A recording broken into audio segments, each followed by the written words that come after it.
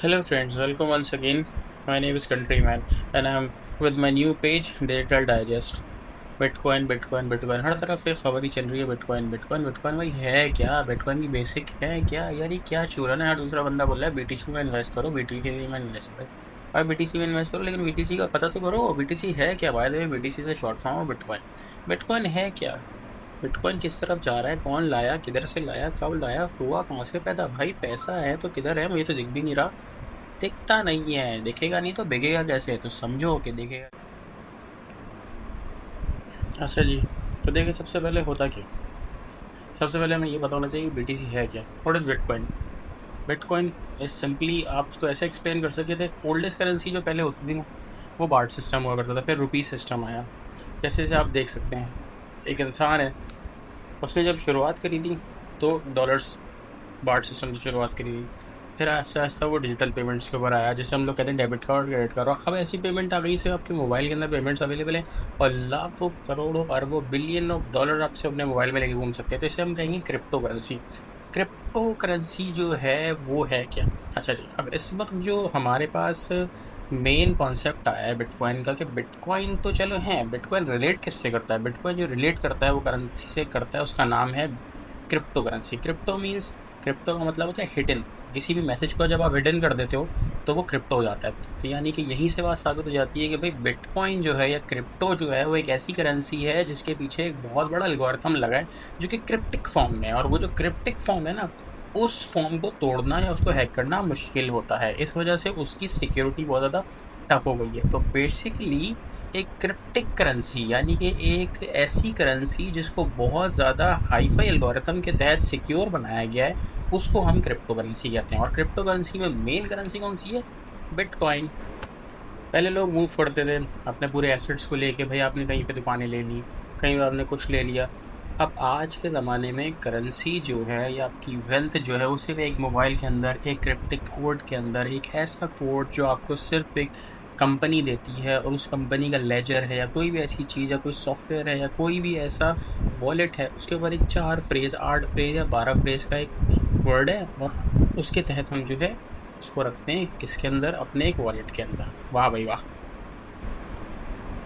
अच्छा देखिए, हम खाली क्रिप्टो की बात नहीं करते। क्रिप्टो की हम बात इसलिए करते हैं कि ईजी टू एक्सेस है, सबके साथ सबके आसानी से अवेलेबल है। जो शख्स जो है वो इंटरनेट चलाना जानता है, कंप्यूटर चलाना जानता है, और आजकल मोबाइल तो हर शख्स चलाना जानता है। तो मोबाइल अगर आप चलाना चाहते हैं तो आप ही ईजिली एक्सेस है। 19 से 20 साल का लड़का, 30 साल का लड़का, 40 साल का लड़का, अब तो बूढ़े बूढ़े भी यूट्यूब के अंदर घुसे रहते हैं। तो भाई क्रिप्टो चलाना तो कोई बड़ी बात ही नहीं है उनके लिए।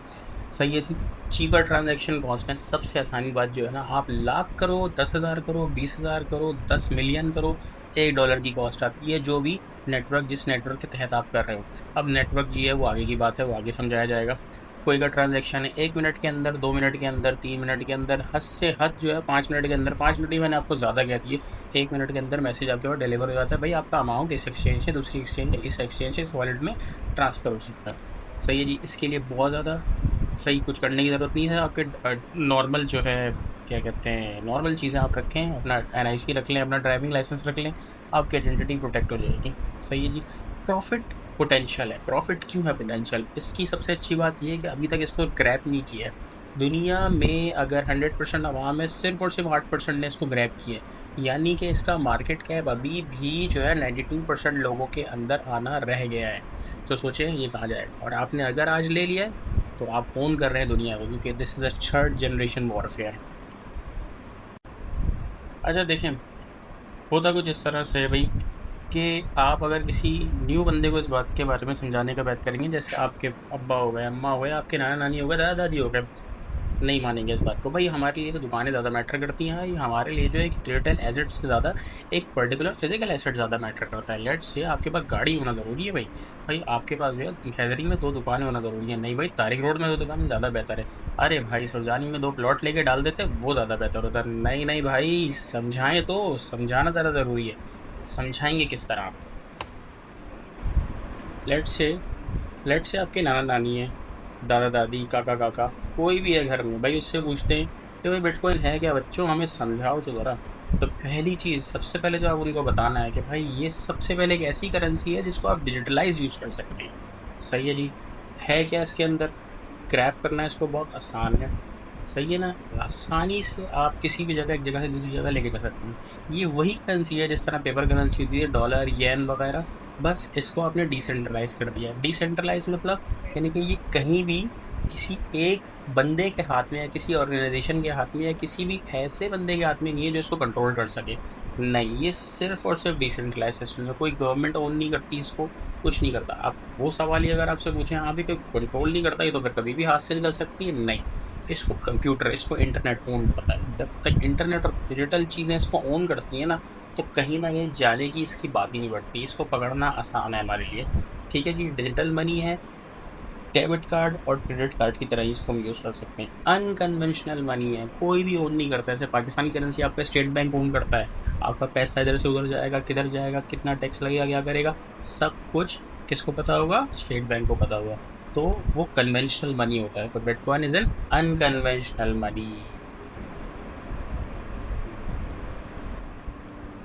ओके जी, क्या फ़र्क है क्रिप्टोज़ में, बैंक में, या क्रिप्टोज़ में और फिजिकल करेंसी में? भाई फ़र्क सिर्फ इतना है कि कंप्यूटर्स के थ्रू जो माइन होती है करेंसी, यानी कि बनती है, उसको हम लोग क्रिप्टो कहते हैं। जाहिर सी बात है, कंप्यूटर के थ्रू बन रही है तो कोई ना कोई एल्गोरिथम है, कोई ना कोई लॉजिक लग रही है, कोई ना कोई सॉफ्टवेयर ऐसा उसको क्रिएट कर रहा है कि उस पर आप हमला नहीं कर सकते, उसको हैक नहीं कर सकते। जबकि गवर्नमेंट जो इशू करती है करेंसी, आराम से हैक्स हो सकती हैं, डकैतियाँ बढ़ सकती हैं, कुछ भी हो सकता है, चलते हुए आपसे कोई भी ले सकता है। लेकिन नहीं, क्रिप्टोज आपसे कोई भी नहीं ले सकता अनटिल एंड अनलेस उसको आपका पासवर्ड, उसको की फ्रेज ना पता हो। की फ्रेज क्या है, आगे की तरफ चल के बात करेंगे।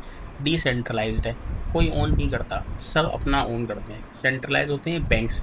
सबसे अच्छी बात डिसेंट्रलाइज है, कोई भी इसको मोनोपोली के तहत ऊपर नीचे लेके जा नहीं सकता।